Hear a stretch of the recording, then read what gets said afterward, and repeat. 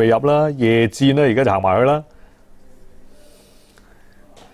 好啦，夜戰、神遊天外同埋底讚啊，剩翻佢哋嘅啫。好啦，底讚就喺內檔嗰邊，佢入先添喎。大兵叫一手啊！好啦，最後入閘就神遊天外嘅，而家大熱門嚟嘅喎。好啦，神遊天外亦入埋啦。第二場賽事皇宮錦標啊，1000米嘅3級賽準備起步。好嗱，一起步嘅時候咧都算出得齊嘅啦，快少少點綴第一隻跳出嚟嘅。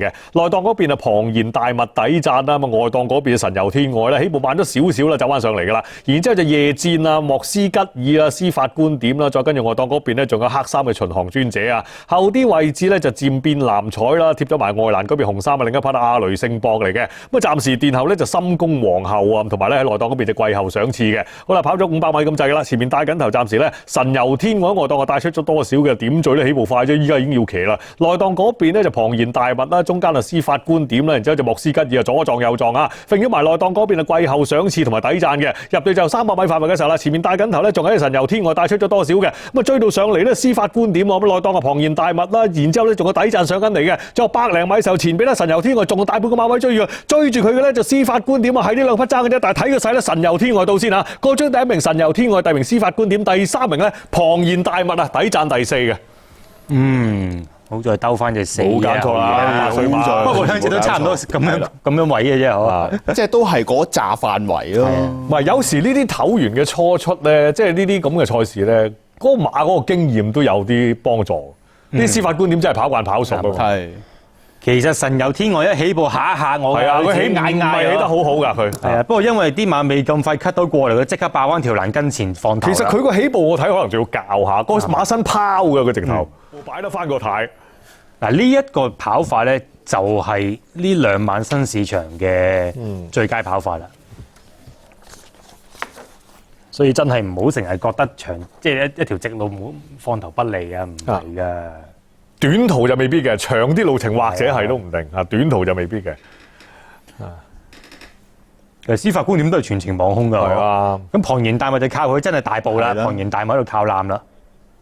嗰隻莫斯吉爾真係撞到咧，係啊，撞得好緊要啊！莫斯吉爾撞幾下咁啊，直路賽打乒乓佢其實喺半路已經左挨右挨㗎咯喎，做咩咧？至於嗰隻漸變藍彩咧，就正如頭先嗰隻氣定神閒啦，冇啊，一路都係前面一埲牆，左邊又係，右邊又係啊，全部俾人包實晒。所以咧個外檔又唔係喺前面嗰堆就好小心啊，要真係。其實3號都有啲好彩嘅，真係冚唔切佢嘅，我都驚冚咗佢都有問題。如果冚咗佢，佢係難拋好多啦。冇絕對唔係而家咁噶啦。嗰隻漸變藍彩跟住熬下啫嘛，都冇騎過根本就。佢捱隻莫斯吉爾啲假身都捱咗咁多下，係啊，暈暈地㗎啦已經。當熱身啦。好啦，咁亦都可以睇睇 S1第2場賽事皇宮錦標嘅正式派賽啊！咁啊，跑第1名就係呢隻3號嘅神遊天外咧，獨贏39個半啊，位置13個半。第2名咧就係4號馬嘅司法觀點，位置31蚊。第3咧就係5號嘅龐然大物啊，位置24個半。連人位3搭4派202個半。3重彩3號、4號、5號啊，順序派1999蚊，而單 T 345咧就派呢個308蚊。位置 Q 3搭4 84個半，3搭5係66蚊，4搭5係派114蚊嘅。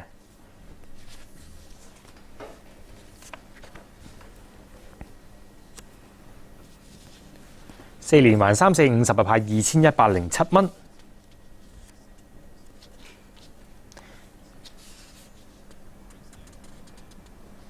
4重彩順序3、4、50 26,810蚊。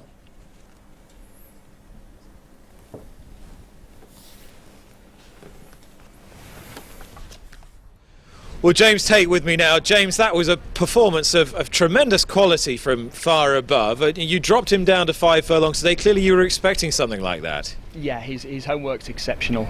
It's more just a question of keeping him in one piece rather than how fast is he. He's very, very fast. Clearly he was very good in 4 runs as a 3-year-old, but we didn't really quite know how good he might be. The ratings didn't know that he was up to this class. Did you always think last year that coming back in trip was a likelihood. Yeah, I did, to be honest. He's not bred for it. I wanted to set him off over 6 last year, but I remember there wasn't a grass maiden at the time over 6, so we set him off over 7, and because he was so relaxed, we got away with it first time, and then he got faster and faster with every race, and we realised we had to throw his pedigree out the window and just race what we saw in front of us, which was the fastest horse I've ever had. Fastest horse you've ever had, and you've had some pretty nippy ones as well. But he's properly 5 furlongs. He's really fast. He's an extremely impressive specimen physically as well.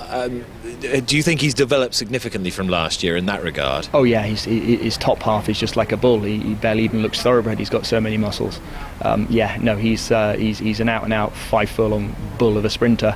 The only question is, I just pray every day he's okay.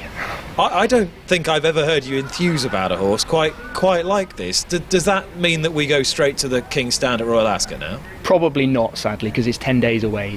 That's just too short a gap for a horse like this. He hasn't raced since July, and like I said, he wouldn't be the easiest to train. So probably have to look further down the line to the Group 2 at Goodwood, the Nunthorpe, the Flying Five, the Labbe, races like that. And is he a hard horse to work at home because you haven't got anything that can work with him? Yes, a little, and he does a lot of work in the swimming pool too. So no, it's not easy, but now we've got him racing. Hopefully we can keep him there. Well, it was a great season for you last year. This season promises even more, perhaps, even though it's necessarily shortened. A great start to the weekend. You run a horse in the 1,000 guineas tomorrow, Under the Stars. It looks, behind Quadrilateral, quite an open race. How hopeful are you? She's a smallish filly. She's nothing like as impressive as he is physically, but she's got a big heart, and her form from last year is great. Every chance the mile could improve her, so I suppose I'd describe her as a lively outsider rather than a strong fancy. Is there anything she's been doing this spring at home that would either encourage or discourage? I'm afraid I can't really help, because more or less whatever you work her with, she just joins it up sides and then walks off the gallop like she's been for a trot. Very happy with her, but she hasn't given me any clues. James, thanks so much. Congratulations. Thank you. 好啦，咪都提一提各位，第一口 Marty 咧，因為頭先有馬退出噶嘛，咁啊，所以引用大熱門嘅代替規例咧，頭關嘅勝出組合咧係會係4-5雙膽拖到3號或者8號嘅任何一隻咧都可以㗎，4-5拖到3或者8都可以嘅。咁啊，頭先咧就練馬師戴占線嘅訪問咧，都問咗好多嘢嘅嚇。咁啊，頭先跑第一名嘅神遊天外就佢訓練㗎啦，1000米咁啊，其實喺舊年3歲嘅時候咧，都知道隻馬就好好嘅。咁但係當時咧，戴占線就話：我知道佢好好啦。但係唔知佢好到點，係咁啊！今年咧就再俾佢試多啲啦。其實原本個安排咧都計好晒數嘅。其實皇席錦標都想去試，但係可惜個賽期就變咗啦。你得翻10日。係啊，咁而家得翻10日咧，佢話跑皇席錦標照計就好難啦。咁啊退而求其次咯，諗住點咧？去到古活賽期咧，即係7月尾嗰段時間咧，就再咧去到約克嘅賽期啦。8月咧就南索普錦標，佢都會考慮嘅。不過當然啦，即係佢亦都有提及呢隻馬今年明顯有進步，就係長成咗啦，有多咗個肌肉啦，同埋呢一個好靚嘅血系咧，佢一早已經覺得呢啲馬係可為㗎啦咁。